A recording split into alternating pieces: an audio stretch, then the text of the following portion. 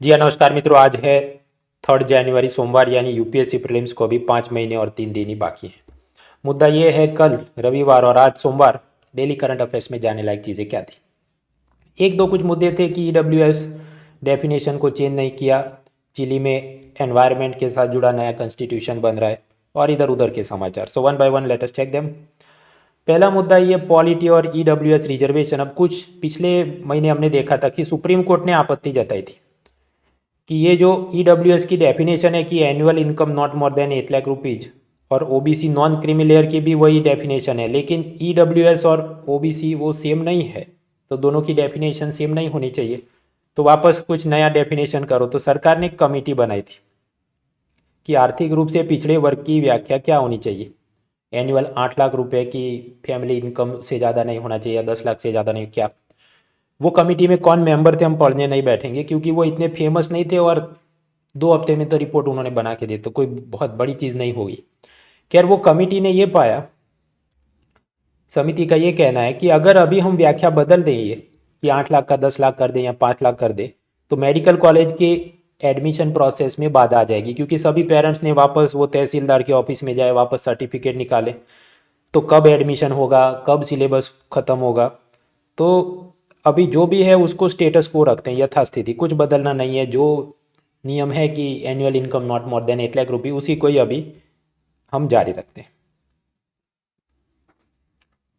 फिर एक मुद्दा चलता है कॉम्बेटिव फेडरलिज्म, झगड़ालू संघवाद। झगड़ा किसका चल रहा है, तो नक्शे में देखते हैं। ये है उत्तर प्रदेश, नीचे जाइए मध्य प्रदेश, छत्तीसगढ़, थोड़ा और नीचे जाइए तेलंगाना।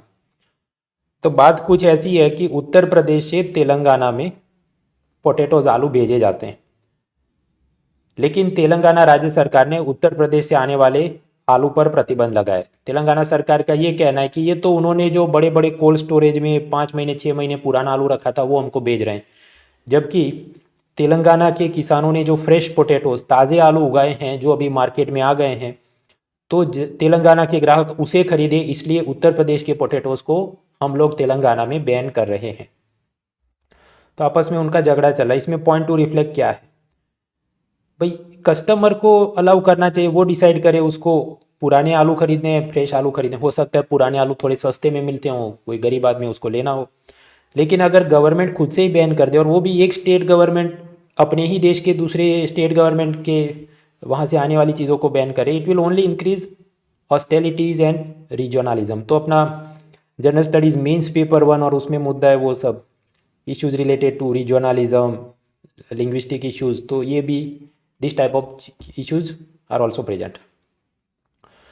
फिर पॉलिटी में इलेक्शन एंड पॉपुलिज्म, लोक लुभावन। अब लोक लुभावन में बात यह है कि मुंबई नगर निगम के चुनाव आने वाले हैं, तो उससे पहले स्टेट गवर्नमेंट ने बोला कि प्रॉपर्टी टैक्स में से ज़्यादातर लोगों को मुक्ति दे दी जाएगी। उत्तर प्रदेश में चुनाव आ रहे हैं, तो समाजवादी पार्टी कह रही है कि मुफ्त में सब लोगों को बिजली देंगे, 300 यूनिट। अब कोर्स कोरोना के चलते लोग परेशान हैं, तो थोड़ी बहुत उनको टैक्स और सब्सिडी की राहत होनी चाहिए, लेकिन 15th फाइनेंस कमीशन, 15वां वित्त आयोग, उसने कहा है ये सब चुनावी लोक लुभावन से बचना चाहिए। हमेशा यूनियन गवर्नमेंट, स्टेट गवर्नमेंट ने अपनी टैक्स इनकम को और ज़्यादा बढ़ाने की कोशिश करनी चाहिए, तभी तो ये कोरोना और उसके बाद जो इकोनॉमी वापस खड़ी करनी, उसके लिए भी तो ढेर सारा पैसा चाहिए। और कोशिश ये होनी चाहिए कि सब्सिडी देने की जगह कैपिटल एसेट, पूंजीगत संपत्तियों का निर्माण हो, मतलब highway, hospital, road, bridge, building, ऐसा सब बनाया जाए, न कि बिजली के ऊपर सब्सिडी दी जाए।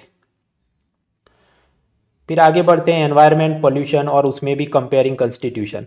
अब भारत के कॉन्स्टिट्यूशन में भी वैसे तो एनवायरनमेंट के सब मुद्दे हैं, वो कंपेशन और प्रिवेंटिंग क्रूअल्टी अगेंस्ट एनिमल, ऐसी अपनी फंडामेंटल ड्यूटीज़ और बहुत सारी चीज़ें, वो देख लेना। मुद्दे में आ गया है चिली। पहले तो देश की तरह नक्शे में देखते हैं। ये साउथ अमेरिका, फाकलैंड आइलैंड, वो क्या है, उस पर यूके कहता है ये हमारी ज़मीन है, साउथ अमेरिका के कुछ देश कहते हैं हमारे, तो लड़ाई चलती थी। एक बार फाकलैंड वॉर हुआ था।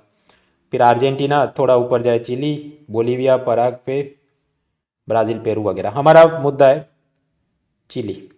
तो ये देश में क्या लड़ाई हो रही है, वो मुद्दा ये था कि 1980s के ज़माने में वहाँ पर जो मिलिट्री रूल था, उसने कॉन्स्टिट्यूशन ऐसा बनाया था कि माइनिंग राइट्स, वाटर राइट्स, खनिज और पानी के अधिकार, उसका कमर्शलाइजेशन, प्राइवेटाइजेशन, कंपनियों को पूरी नदी का पानी ले सके, पूरा ये ज़मीन में वो लिथियम माइनिंग कर सके, ऐसी सब चीज़ें थी।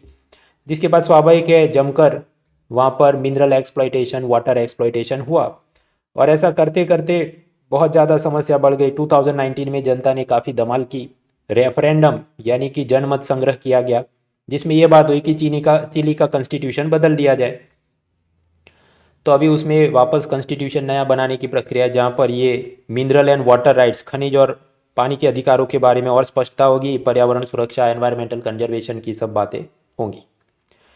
ये जो लिथियम है वो आप जानते हैं रिचार्जेबल बैटरी में इस्तेमाल होता है, और सबसे ज़्यादा बड़ा मैन्युफैक्चरर कौन है इसका? ऑस्ट्रेलिया, और चिली दूसरे नंबर पर है। फिर कंपेयरिंग कॉन्स्टिट्यूशन में ये राइट्स इशू और वीमेन राइट्स, तो चाइनीज़ सरकार वीमेन रिलेटेड लॉज को अमेंड कर रही है, सुधार कर रही है, ताकि sexual harassment, work place harassment, domestic violence, वो सब पे लड़ सके। खैर अभी वो कुछ करेंगे तो फिर हम आराम से पढ़ेंगे। फिर मुद्दे कुछ चले एनवायरनमेंट के, तो दिल्ली गवर्नमेंट ने 10 साल से पुराने डीजल व्हीकल को डी रजिस्टर कर दिया है, 15 साल से पुराने पेट्रोल व्हीकल को भी डी रजिस्टर करेंगे। महाराष्ट्र सरकार ने कहा है कि हमारे सरकारी विभाग अब से सिर्फ इलेक्ट्रिक व्हीकल ही खरीदेंगे। चाइनीज़ गवर्नमेंट उल्टी दिशा में जा रही है कि इलेक्ट्रिक व्हीकल पर जो सब्सिडी दे रहे थे वो अगले 2 साल में धीरे धीरे कम करेंगे। शायद उनको लगता है कि ऑलरेडी काफ़ी कुछ लोगों ने इलेक्ट्रिक व्हीकल खरीद लिया है, तो अब बहुत ज़्यादा सब्सिडी देने की ज़रूरत नहीं। या फिर कि ये कुछ दिन पहले ऐसा हुआ था, इलोन मस्क का कोई सैटेलाइट वो चाइनीज़ इंटरनेशनल स्पेस स्टेशन को टकराते टकराते बच गया, तो शायद शी जिनपिंग को मज़ा नहीं आया होगा, तो इलोन मस्क को ज़रा सबक सिखाने के लिए कि इलेक्ट्रिक व्हीकल की सब्सिडी कम करेंगे तो ऑटोमेटिकली टेस्ला कंपनी के शेयर गिर जाए और उसको थोड़ी चिंता हो। लेकिन इलॉन मस्क तो पहले ही शेयर बेच चुका है। अब ऐसी सब पूरे दिन पंचायत चलती रहती है, don't waste time in that. Columns, column में एक तो था ये सब ग्रीन एनर्जी के बारे में, फिर वो मिनिमम सपोर्ट प्राइस का वही रोना धोना जारी है। इलेक्शन कमीशन ने ओमिक्रॉन के चलते स्टेट इलेक्शन डिले करना चाहिए कि नहीं, ग्रीन एनर्जी के बारे में कुछ और चीज़, फिर जम्मू कश्मीर, चाइना, हिंदू मुस्लिम, कोरोना के बाद एजुकेशन और बच्चों की पढ़ाई पर असर है वगैरह। मैं तो कुछ नहीं इसमें से पढ़ रहा, क्योंकि जो मुद्दे थे उसमें मुझे कोई नया दिल बाग बाग हो जाए ऐसा कंटेंट दिखा नहीं। इसका मतलब ये नहीं कि आपने भी नहीं पढ़ना चाहिए। ठीक, मैं तो काफ़ी साल से न्यूज़पेपर पढ़ता हूँ, तो मेरे पास तो ऑलरेडी ये सब के मुद्दे हैं।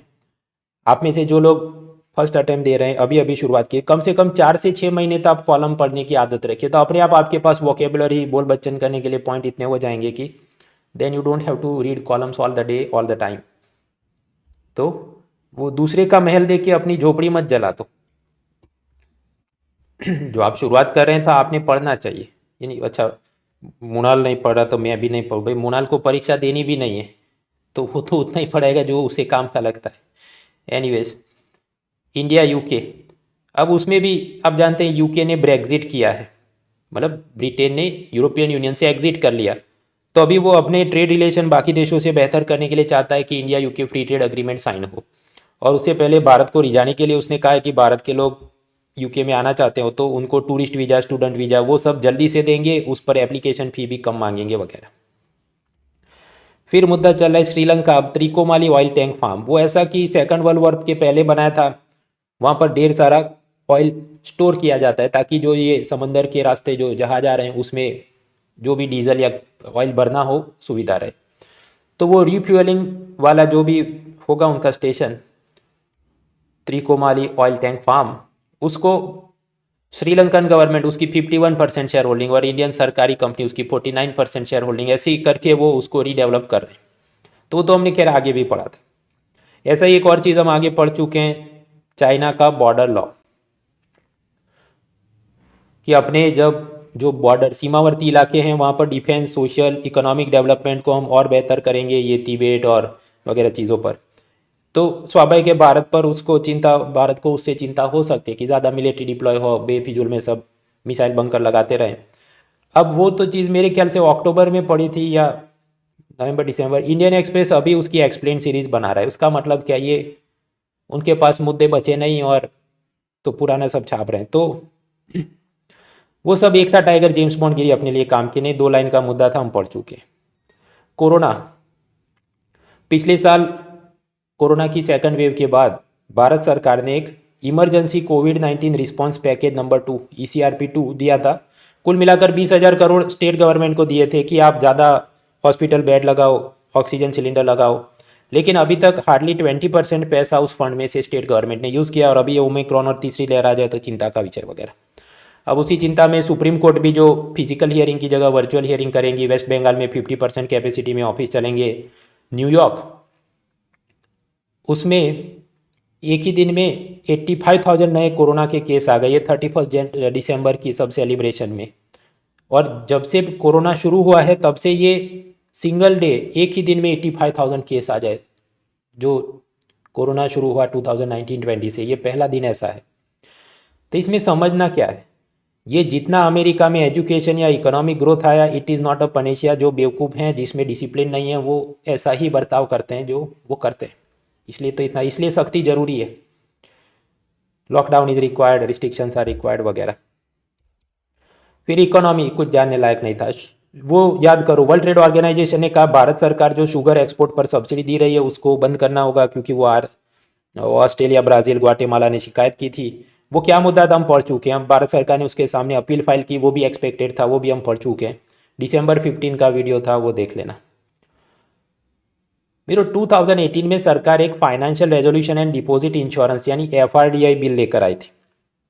बात ऐसी, आप जानते, there is one organization DICGC, deposit insurance and credit guarantee corporation. वो क्या काम करता है, बैंकों में आपने पैसा डिपॉजिट किया और अगर बैंक बंद हो जाए तो आपके वो नुकसान की भरपाई करता है। अब वो चीज़ आपको सिर्फ बैंकों में डिपॉजिट पर इंश्योरेंस मिल रहा है। NBFC कंपनी में आपने कोई म्यूचुअल फंड में पैसा लगाया हो, या ये बजाज फिनसर्व टाइप जो NBFC कंपनी आपसे फिक्स डिपॉजिट लेती हैं, उसमें आपने पैसा लगाया और वो नहीं वापस आए, तो DICGC will not help you. तो सरकार ये चाहती थी कि वो DICGC को अपग्रेड करके एक नई संस्था बने, रेजोल्यूशन कॉर्पोरेशन, और उसके लिए financial resolution deposit insurance bill आया था। लेकिन उस वक्त काफ़ी धमाल हुई थी, जनता उसका विरोध कर रही थी।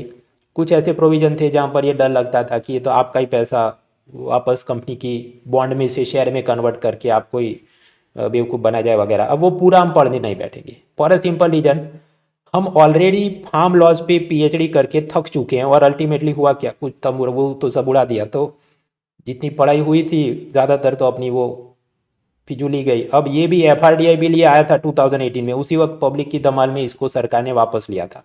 अब सरकार सोच रही है कि वापस इसको लाएंगे, अब वापस लाएंगे तो कितनी धमाल होगी और वो होगा कि नहीं। Let it get finalised, advance में PhD करके हमको अपने दिमाग और समय को बर्बाद नहीं करना। फिर क्या चल रहा है, सिविल एविएशन मिनिस्ट्री उसने नेशनल एयरस्पोर्ट पॉलिसी का ड्राफ्ट रिलीज़ किया है।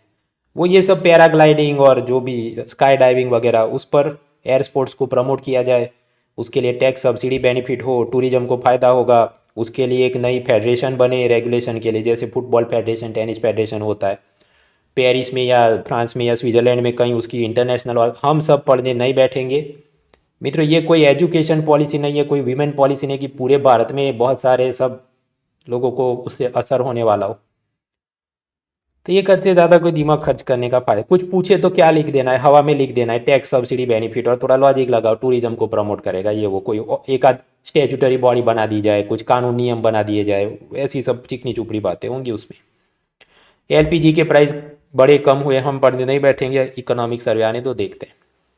Places in news, Vaishno Devi में भगदड़ मची जिसमें कुछ लोग की मौत हो गई। अब सोचा है कि ऑनलाइन बुकिंग से ही वहाँ पर रजिस्ट्रेशन हो सकता है वगैरह।